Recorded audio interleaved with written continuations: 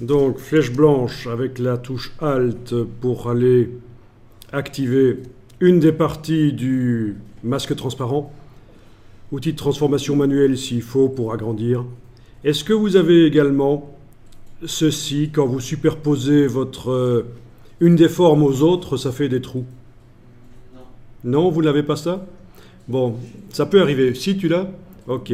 Donc voilà, je vous montre quand vous sélectionnez votre masque transparent avec la cible ici par exemple.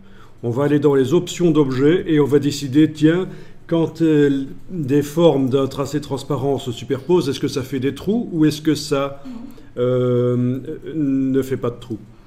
Et ça, c'est dans le menu Fenêtre, Options d'objet. Donc on a sélectionné tout le tracé transparent avec la cible.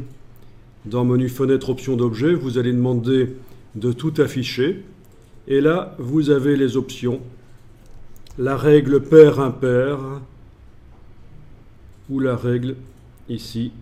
Alors, il va falloir sans doute que j'aille sélectionner spécifiquement un des objets avec la flèche pour régler son compte.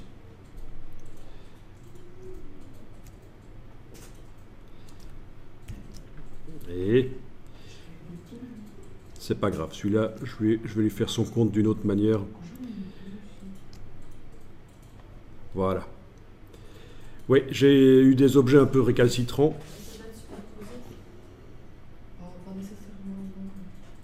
Mais bon, c'est ici.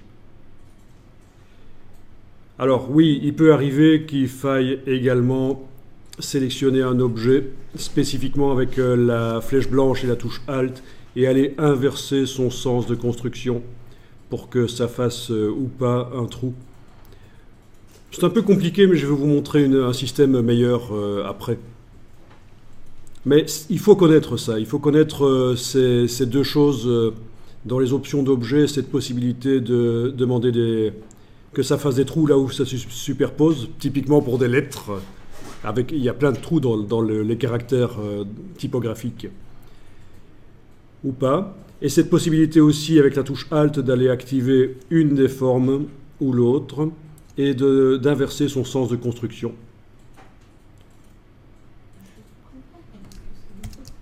Donc en fait, quand on construit une forme, on la construit dans le sens des aiguilles d'une montre. Et quand on inverse ici, ben, c'est comme si elle était construite dans le sens inverse des aiguilles d'une montre. Mais évidemment, ici, c'est vrai que c'est un peu difficile à comprendre vu qu'on s'est servi de formes qui ont été automatiquement faites par Illustrator avec ça. On n'a pas choisi nous-mêmes le sens de construction. Mais si on l'avait dessiné à la plume, il y a un sens de construction. Bon, typiquement, je vous fais ça à côté, à la plume. Clic, clic, clic. Clic, clic, clic, clic, clic, dans le sens des aiguilles d'une montre. Vous avez vu, j'ai créé les triangles dans le sens des aiguilles d'une montre. Je vais leur mettre une couleur par le nuancier qui est là. Voilà. J'en fais un tracé transparent. Elles sont sélectionnées toutes les deux. On le verra mieux si je leur mets cette couleur-là. Voilà, ils sont sélectionnés tous les deux. Objet tracé transparent créé. Ça fait un trou là où ils se superposent. Pourtant, apparemment, quand on sélectionne l'objet transparent, il est prévu que ça ne fasse pas de trou. Et pourtant, ça en fait un. Je vais donc, avec la flèche blanche, cliquer à côté, puis avec la flèche blanche plus, aller sélectionner un des triangles et inverser son sens de construction. D'accord? Celui-là, c'est comme s'il avait été créé dans l'autre sens, dans le sens inverse des aiguilles d'une montre. Il se trouve que ça fonctionne comme ça. Le sens de construction des formes a de l'importance quand on les réunit toutes au même niveau et qu'on demande que là où elles se superposent, ça fasse des trous.